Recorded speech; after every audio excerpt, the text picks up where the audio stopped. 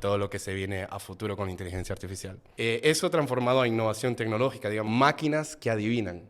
Va con las redes neuronales también, que es... ¿Qué le recomendarías a alguien que está haciendo sus primeros pasos o que tiene interés en involucrarse en todos estos temas y esta tecnología? ¿Qué recomendación le darías? La inteligencia artificial está en todos lados, pero no siempre se explica bien. Hoy vamos a ordenar conceptos clave. ¿Qué es la IA? ¿Qué es Machine Learning? ¿Qué es Deep Learning? ¿Qué son los agentes de IA? ¿Y cómo funcionan los modelos de lenguaje como GPT? Bienvenidos a un nuevo episodio de CTL. Hoy vamos a estar hablando acerca de algunos temas que están sonando mucho en el mundo de la tecnología, de los proyectos, que tiene que ver con la IA. Y vamos a tratar de ordenar un poco esos conceptos. Para eso tenemos con nosotros a Enyer, que es especialista en datos, en modelos de IA y también en desarrollo de aplicaciones. Así que muchas gracias, Enyer, por estar acá con nosotros. A vos, Juan, gracias, muchas gracias por el espacio. La verdad que muy agradecido por estar acá y poder compartir lo que es mi expertise y toda mi experiencia sobre toda esta innovación tecnológica y todo lo que se viene a futuro con inteligencia artificial. Al contrario, gracias a vos. La primera pregunta que me gustaría hacerte es, cuando estás en una juntada o en un grupo, es una pregunta que hacemos siempre y te preguntan, che, ¿vos de qué laburás? ¿Cómo se lo explicás? Sí, bueno, basados en términos básicos, yo me voy más por analogías, les explico.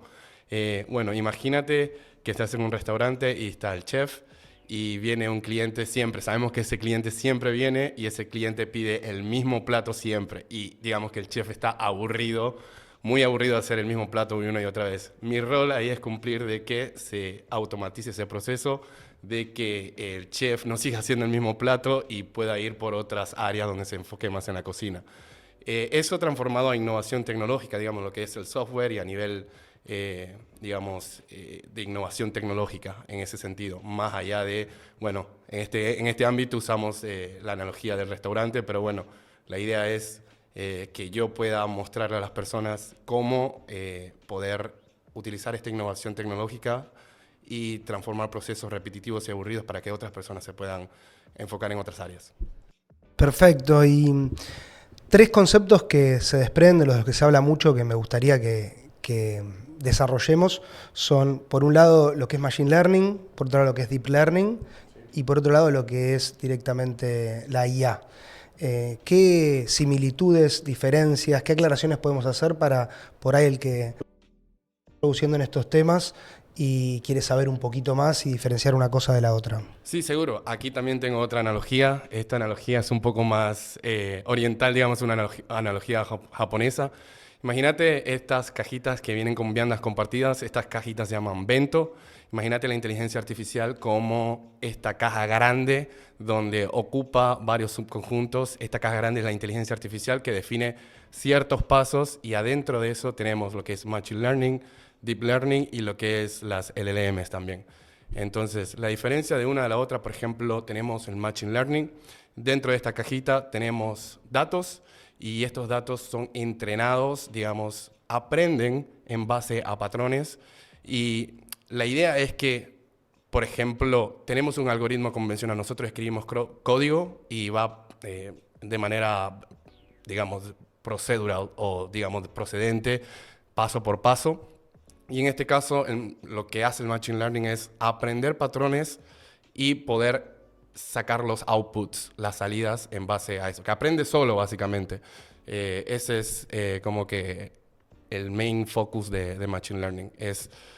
Tengo estos datos, los voy a entrenar, voy a sacar patrones de aquí para sacar insights. Va mucho también de la mano de lo que es otros roles como Data Science, Data Engineering.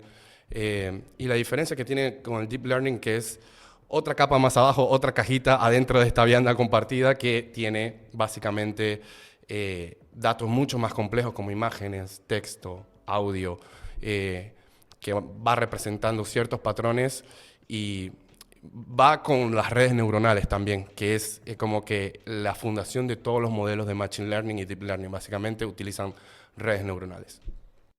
¿Y qué rol juega ahí los modelos de lenguaje?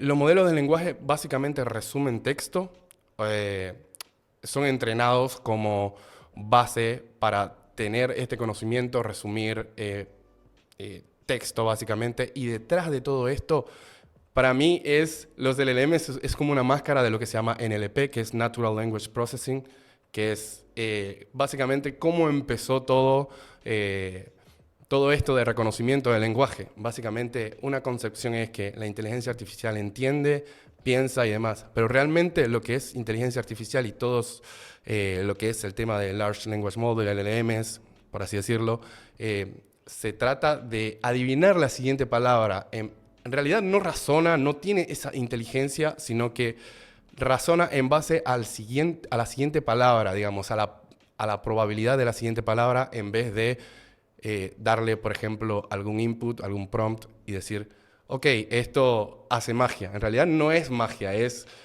pensemos las LLMs como máquinas que adivinan, básicamente. Perfecto, y recién mencionabas a los datos, ¿no? ¿Qué importancia le das a la capacidad de un técnico o de un profesional como vos el conocer y saber utilizar, manipular, alojar y estructurar datos a la hora de después profundizar con todas estas tecnologías que nos acabas de contar? Sí, seguro. Bueno, yo primeramente para definir o usar procesos de Machine Learning, por ejemplo, en producción, yo tengo un framework de 6 pasos, que sería la definición de un problema. En este caso, Machine Learning tiene varias definiciones de problemas, pero podemos enfocarnos en las dos comunes, que es aprendizaje supervisado y aprendizaje no supervisado.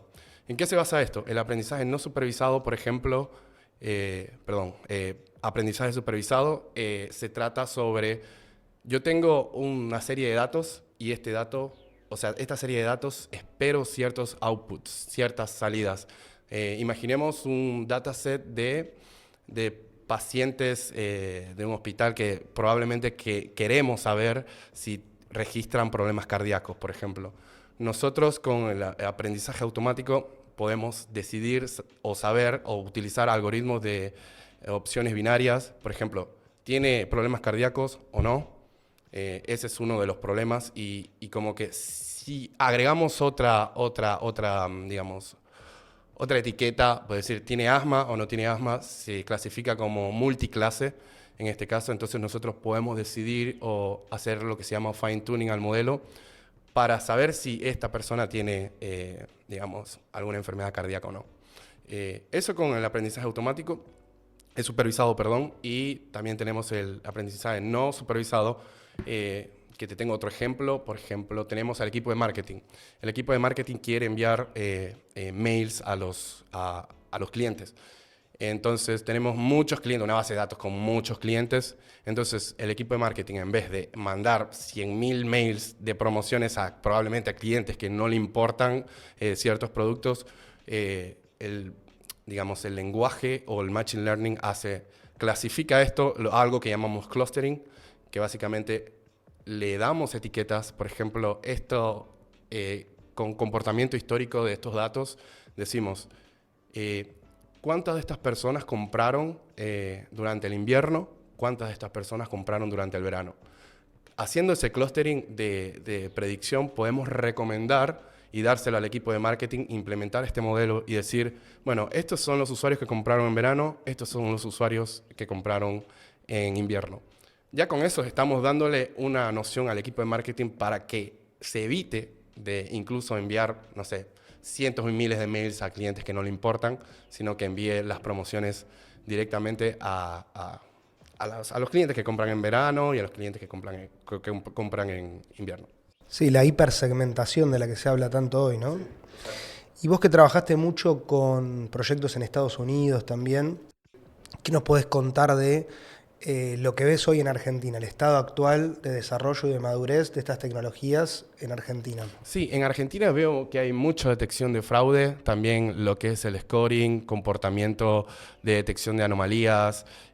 También muchos hospitales están implementando lo que es el deep learning para visión computacional, hacer todo lo que es detectar enfermedades a nivel, digamos, a un nivel premeditado, digamos. Tenemos ya incluso modelos que identifican si esta persona probablemente tiene cáncer o no tiene cáncer. Y bueno, trabajé en una startup donde básicamente estaban buscando la cura para el cáncer y comparaban datasets y trabajé en modelos de predicción para poder, llevar insights al equipo de Data Science, porque trabajé con personas que, digamos, eran muy genias, me ayudaron mucho a entender la parte de datos más dura, con métricas y demás, porque también tenemos que tener en cuenta, como estos son datos sensibles, tenemos que tener un nivel de evaluación para más que nada reducir costos, reducir tiempo, porque imagínate, tenemos datos sensibles y para nosotros evaluar este modelo necesitamos una precisión de,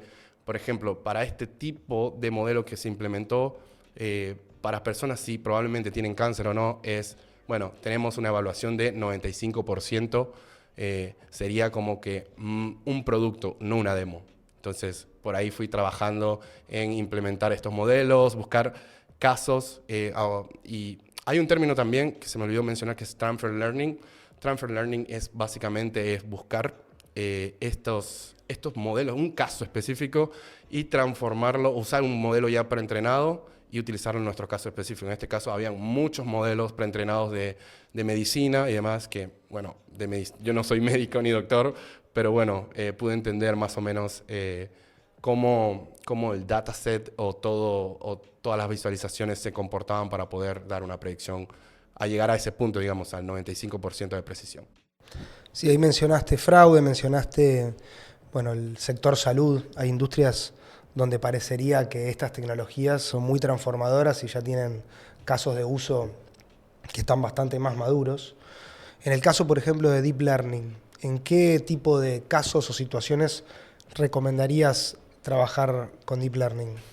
A ver, este es un problema bastante complejo porque yo recomiendo Deep Learning cuando se trabaja con datos muy complejos, como lo que es imágenes, rayos X, resonancias. Son datos que puramente necesitan ser entrenados constantemente y en cada punto de la red neuronal dar una precisión muy alta. Esto necesita seguridad, monitoreo, observabilidad, todo lo que conlleva, digamos, a usar este modelo de Deep Learning, digamos, analizar todo lo que es la parte, incluso de audio, de cómo se comporta la persona, digamos, cómo el Deep Learning puede ayudar, incluso con Computer Vision, y transferir todo ese conocimiento a, bueno, tenemos varias reglas y las vamos implementando poco a poco. ¿Hoy conoces o recordás casos en los que o te haya tocado participar o hayas escuchado o hayas leído en los cuales estén usando Deep Learning exitosamente?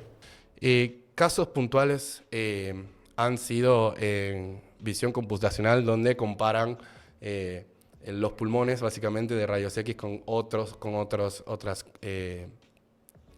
datasets, otras imágenes, y pueden predecir exactamente si esta persona tenía cáncer de pulmón o no. Esto fue de manera en que se comparaban estos modelos, usamos modelos preentrenados. Colaboré un poco en la parte del código y, digamos, hacía una comparación, digamos, de más que nada a nivel código, a nivel médico, y hacía una comparación entre cómo se veía las partes del pulmón y iba básicamente anotando esos puntos, digamos, y se comparaba con otros de comportamiento histórico, comparaba, bueno, prácticamente esta persona tiene cáncer de pulmón o no. Claro. Saliendo un poco de los modelos de Deep Learning, algo que hoy se escucha mucho, de lo que se habla mucho, es de los agentes de IA, ¿no? ¿Qué nos puedes contar de los agentes de IA? ¿Cómo funcionan?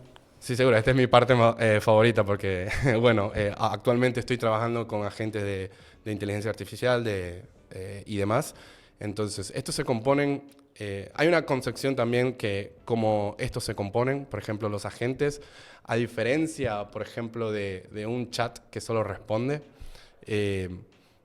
este agente está compuesto por 3 componentes, lo que son las LLMs, la memoria y las herramientas. ¿Qué es lo que hace la gente? Básicamente la gente toma el contexto, puede tomar un prompt y también junto con la memoria recordar el contexto de cómo, de la conversación que tuviste.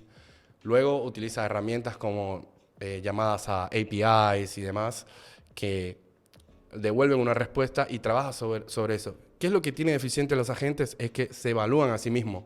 Van evaluando, es más que nada, es como otra analogía podría ser un asistente del dojo que todavía sabe hacer cosas, pero necesita todavía una guía, digamos. Y esto se define con un prompt claro, con instrucciones bastante claras y con supervisión humana, nunca sacando la supervisión humana. ¿Por qué? Porque puede tomar decisiones autónomas, puede alucinar, y esto es lo que tienen los agentes, que dan como que esa autonomía de escribir código, de hacer planes, ya hace planes, o sea, te abre el navegador, te escribe código, te hace una web app, en cuestión de minutos incluso, y todo con estos tres componentes, LLMs, memoria y las herramientas, que las herramientas pueden ser cualquier tipo de herramienta que lo potencie, como llamadas API, llamadas a otra herramienta. Hay otro término que se llama MCP, que es Model Context Protocol, que básicamente le da la oportunidad a la LLM, al cerebro. Básicamente veo la LLM de la gente como el cerebro, como que, ok, voy a pensar y con la herramienta del MCP puedo darle más contexto y que pueda hacer llamadas incluso autónomas y planear decisiones que puedan solventar problemas que aporten valor a cualquier rubro, digamos. Claro. ¿Y qué importancia le darías al prompt y en esa misma línea al prompt engineering en la calidad y en el uso de la gente? Sí, para mí el prompt engineering lo usamos todos somos prompt engineers, porque a cada rato nos estamos haciendo preguntas a nosotros mismos, de cómo aportamos valor, entonces la idea de esto es optimizar el texto para obtener un resultado esperado. Un ejemplo sería, resumime este mensaje, por ejemplo. Eso sería un prompt, digamos, que no da mucho valor, te resume el mensaje y ya cuando realmente el prompt es, bueno, un prompt adecuado sería, che, mirá, tengo estas variables, necesito que la respuesta me la des con X, Y, Z, en respuesta JSON, por ejemplo, o en respuesta en CSV, necesito que me lo estructure así, de esta forma, porque mientras más contexto le des, básicamente la LLM trabaja con el contexto que vos le das, mientras más contexto le des sobre la tarea, mejor va a responder, porque al final es todo sobre inteligencia más ingeniería, digamos. Básicamente se trata de cómo va a adivinar el siguiente token, digamos, la palabra, porque se dividen las sentencias por token, cómo va a adivinar, digamos, la inteligencia artificial.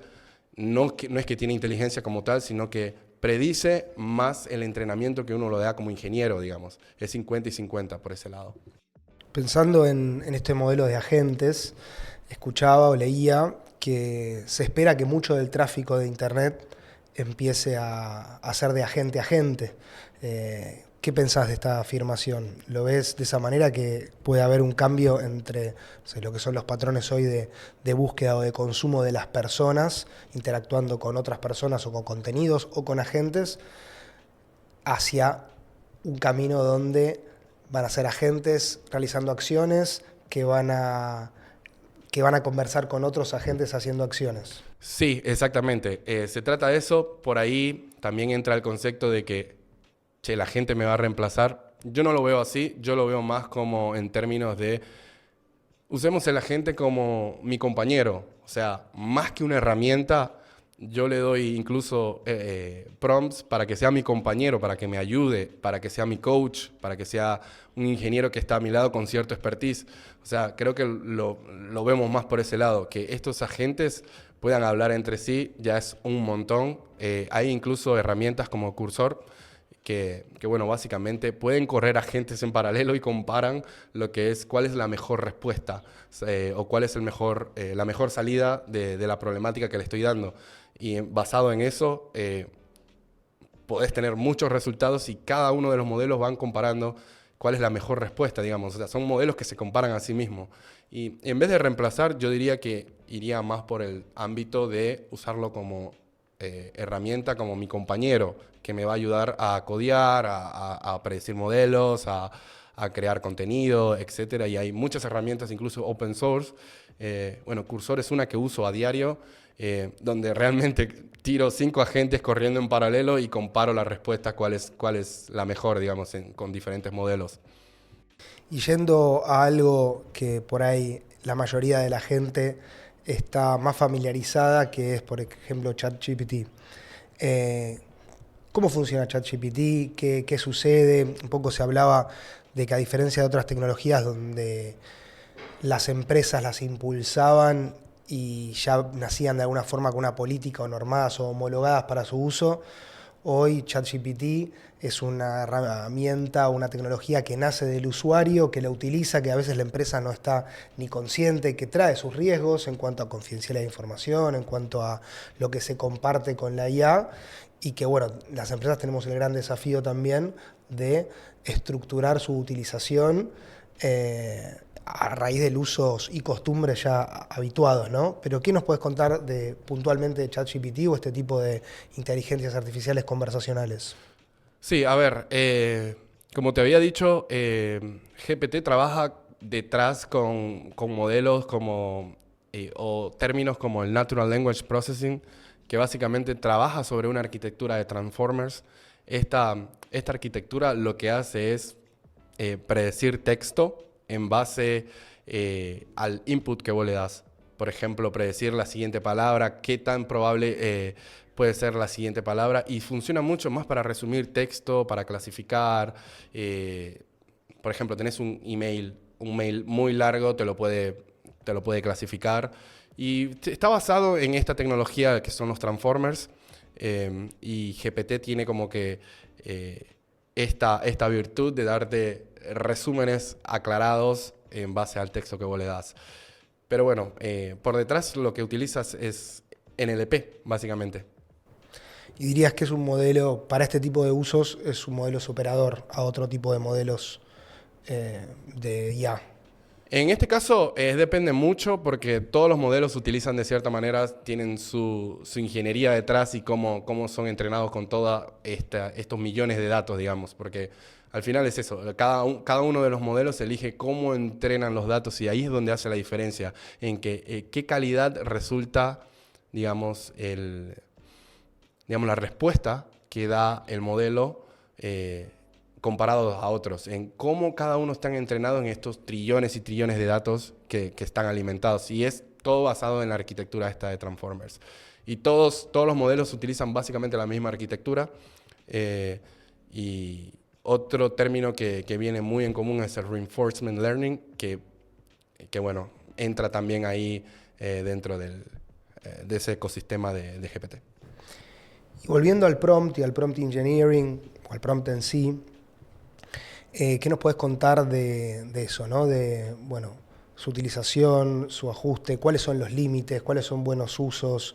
Recién nos contabas un poco de que es importante para contextualizar, cuanto más datos nosotros le podemos dar, mejor va a ser la calidad de su capacidad para poder predecir estadísticamente lo que te va a estar entregando. Ahora, ¿qué nos podés contar acerca de el uso, los límites que tiene ese tipo de tecnología? Sí, los límites es que, bueno, una limitante es que si le das un contexto demasiado largo, digamos,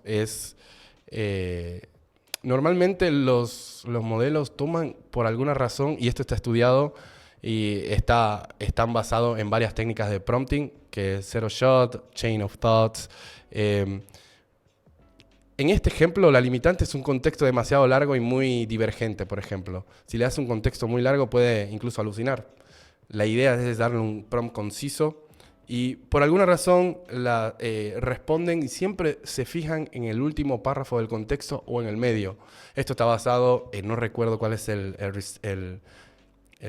research paper que vi, que básicamente lo que hacen las LLMs es, bueno, de todo el contexto que me das, busco más que nada, lo que más me importa es lo que está en el medio del texto y al final.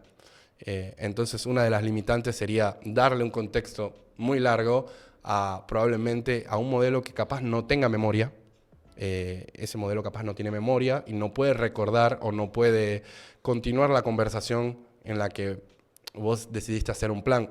Porque antes de los agentes estaba este chatbot, que es GPT, que básicamente te respondía en base a tus prompts, pero no tenía memoria. Con medida del tiempo y la innovación tecnológica se le fueron incluyendo estas herramientas como memoria y demás, donde podías darle un contexto más claro y trabajar con el System Prompt. El System Prompt, ¿qué es? Es un prompt que le das, que es el rol que toma, digamos, este modelo o cualquier inteligencia artificial, modelo de lenguaje, perdón, que pueda tomar este rol y responderte como tal, digamos.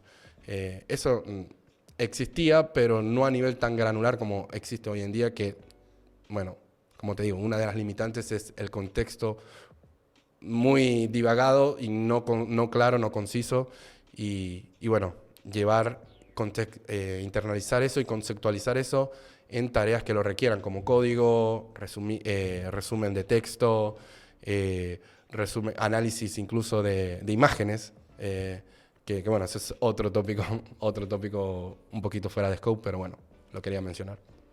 Enger, te voy a leer algunas frases que se escuchan mucho. Muchas ya estuviste comentando acerca de eso y nos has dado datos. En ese caso, nada, si hay algo más para agregar. Pero bueno, te voy a ir leyendo. La primera que tengo acá es: la IA piensa. ¿Qué pensás de eso? Sí, yo pienso que realmente no piensa como tal, o sea, razona con señales, digamos, o sea, no detecta sentimientos, más detecta texto, detecta señales de sentimiento, pero no razona como tal. Lo que pasa es, como te había dicho, son máquinas adivinadoras, y es 50 y 50, como adivino más los datos que le doy como contexto, y a partir de esas señales es que empieza digamos, a dar contexto, a responder en base a lo que vos le das, pero no diría que razona al 100% sin antes tener en consideración esto, de que realmente es predicción de texto, llevado a lo más simple, digamos, predicción de texto. ¿Más datos siempre es mejor?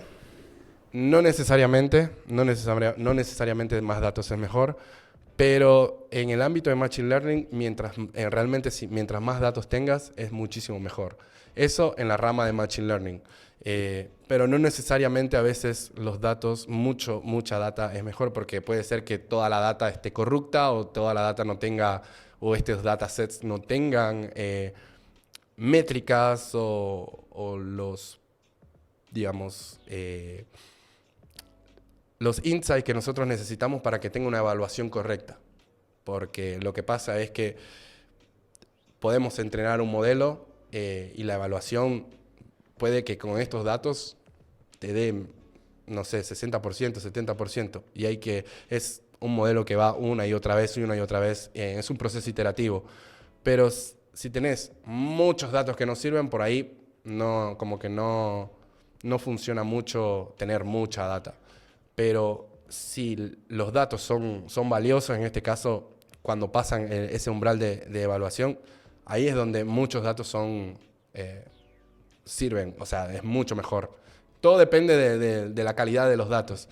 Y bueno, ahí entra también el rol de Data Scientist, que es analizar todos los datos, hacer visualizaciones y sacar insights, que es básicamente lo que se le dice Feature Engineering, que es nada, ver las columnas de un CSV y ver cómo puedo hacerle para crear otra columna en base a las que ya tengo, básicamente. ¿Un modelo entrenado en otro país, por ejemplo, funciona después de la misma manera acá? Sí, eso sería con lo que podríamos llamarle transfer learning. Todo depende del contexto. Por ejemplo, nosotros podemos tener un modelo de predicción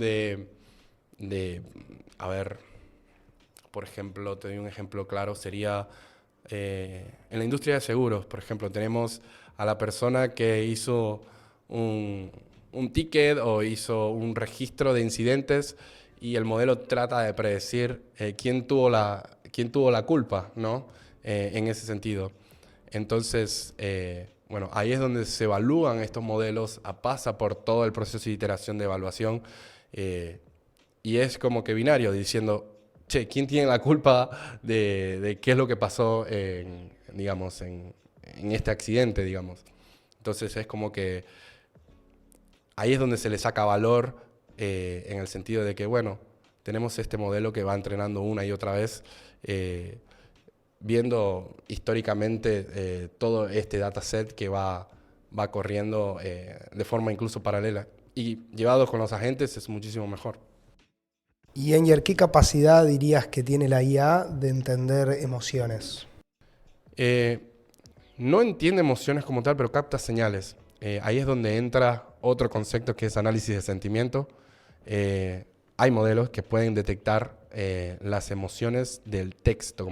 Yo lo veo como señales en vez de emociones puras, porque realmente no creo, no, o al menos en rango de mi conocimiento, no creo que tenga sentimientos una máquina, pero si bien detecta patrones y señales en los cuales puede razonar y identificar. Por ejemplo, en análisis de texto tenés análisis de sentimiento con un porcentaje. Y bueno, hay que tener cuidado con los falsos negativos y falsos positivos también. En ese sentido, a veces se puede equivocar y yo lo veo eso como señales, lo marco como señales de predicción. Y llegando al final de la charla, lo que me gustaría preguntarte es, ¿qué ves de cara a futuro? ¿Qué te entusiasma? ¿Cuáles son esas cosas que crees que van a ser buenas iniciativas en el mundo de la IA y de todo lo que estuvimos hablando? Sí, yo veo el futuro bastante enriquecedor con los agentes de IA. La verdad es que estos agentes van a poder darle poder a las personas que incluso no entienden nada de código, no entienden absolutamente cómo crear un producto a nivel código y les van a dar las herramientas suficientes como para poder crear un producto o poder acompañarlos en el día a día.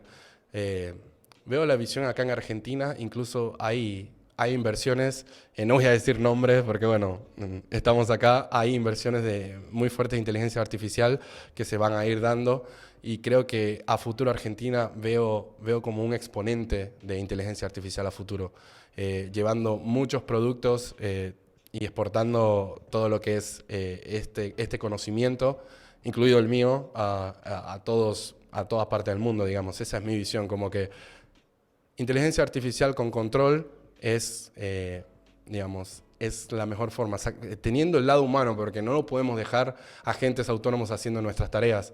Para mí siempre tiene que estar ese feedback humano donde nosotros somos lo que pensamos, nosotros somos lo que realmente sentimos y nosotros tenemos que darle las herramientas a estos agentes a futuro para que construyan y realmente aportemos valor en la innovación en vez de enfocarnos en el proceso o tareas que son repetitivas y dejar que ellos, o sea, que estos agentes autónomos puedan ayudarnos a construir un futuro mejor, tanto en Argentina como para el mundo.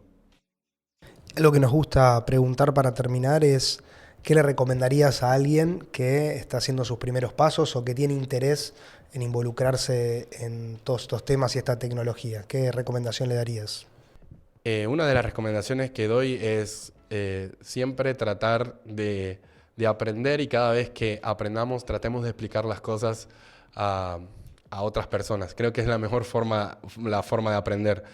Creo que iría más por estos términos, cómo funciona la inteligencia artificial en general, después me voy adentrando en estos temas. Mi tip es que, bueno, vean research papers, hagan sus investigaciones y utilicen el mismo GPT para hacer, digamos, que actúe como un maestro o un coach y te pueda enseñar todos estos términos de manera simple y que podás irlos implementarlos en la práctica. No solamente que quede teórico, sino que te dé las herramientas. Hoy en día le puedes hablar por voz, hoy en día le puedes mandar un screenshot y decirle, por ejemplo, tengo esta interfaz, quiero que me la construyas en algo. Te puede dar los pasos exactamente de cómo hacerlo y yo lo que recomiendo a las personas es utilizar estas herramientas al máximo para aprender. Y una vez aprender, tratar de explicar todo lo que se aprendió a otras personas y transmitir el conocimiento. Creo que esa es la mejor manera de aprender. Excelente, bueno, ya sabemos, no hay excusa.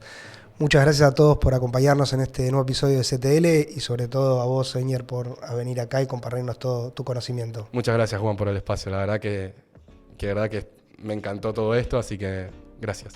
Igualmente.